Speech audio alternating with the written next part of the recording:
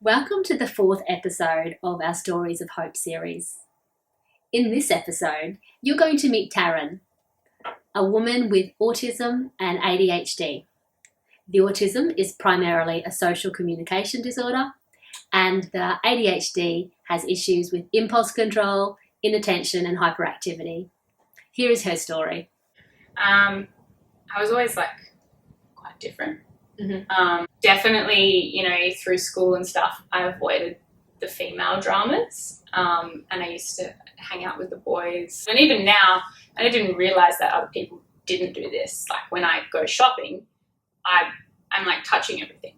I didn't really click that was, my sensory preferences. Even socializing, you can learn it and teach yourself to do it, but again, you don't realize that other people aren't the same as you, where when I go out and socialize, my mind is it's not a natural thing, it's very much, you're using your processing power, I would say. So,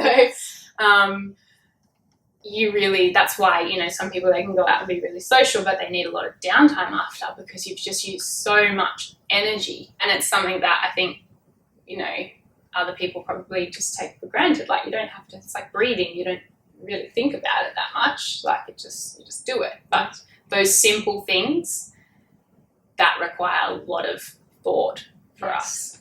I really resonate with the spoon theory. You wake up in the morning, you have a certain number of spoons, and all these tasks that you do, whether it's just simply getting dressed, brushing your teeth, dropping someone at school, making a phone call, each of those uses a certain number of spoons.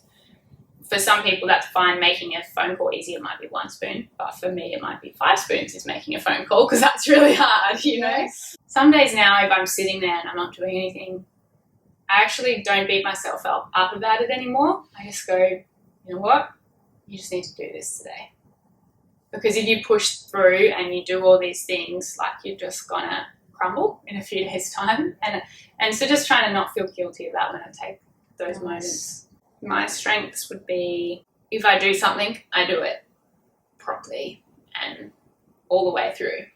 I feel very strongly, but I kind of absorb it like a sponge. So when the resources we were talking about before are running low, that's one of the things that I have to kind of block out because it's something that really affects my mood too. So if I've got a friend who's really struggling, I struggle to help those people sometimes because it's You feel it too deeply? Yeah. Well, I also have ADHD, so anything and I'm a full-time mum, which is probably one of the hardest jobs you could choose, having ADHD. So all that executive function stuff and having to do things that aren't interesting, like doing the dishes and the laundry, which anyone finds hard, but it's really hard to keep on top of that stuff. Managing their social lives, that's one thing I find really hard. And I've spoken to my partner about that. That's one thing that is sort of unconsciously seen as the mother's job, and I said, well, actually you're really good at that. So we've talked about that recently and just said, well, maybe that's something you could do because you're actually better at that than me. I've been diagnosed with depression and anxiety, and now I know that those are actually probably secondary. And none of those things that I did really caught on. And now I know that it's because they were for a neurotypical approach. I can do all this CBT therapy for anxiety, but a lot of it was probably coming from sensory stuff. And also I thought that having an official diagnosis would possibly help my relationship with my partner. And these things that I do and the way that I am, it's not because I'm choosing to do it. Because you look around you sometimes and you're like, why can't I do these things that are so simple and easy? Well, they seem to be anyway. And for me, it's just so difficult to do this simple thing. Yeah. And now it's you can't do it because of this. Yeah.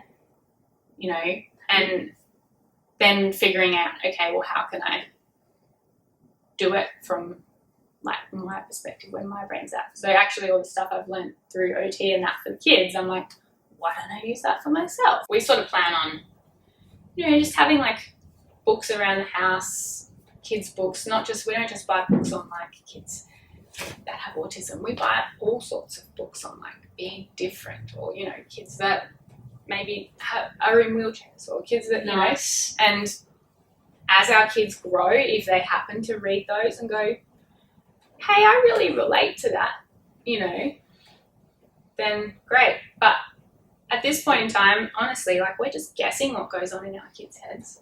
What advice would you give to other parents who have kids with autism? Just like celebrating and encouraging their uniqueness and quirkiness, because most of them, I'm guessing, will be really unique and quirky. I think like not fighting it is a big thing. Mm-hmm. Like learning, you know, this is part of me.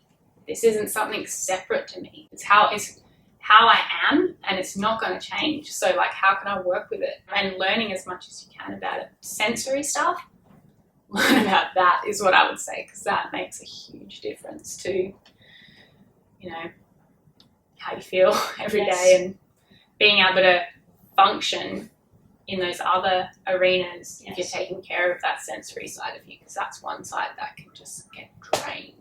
We hope this video has inspired you and given you hope. If you're wanting more information about occupational therapy and how we can help your child, please ring or visit our website. Thanks for watching.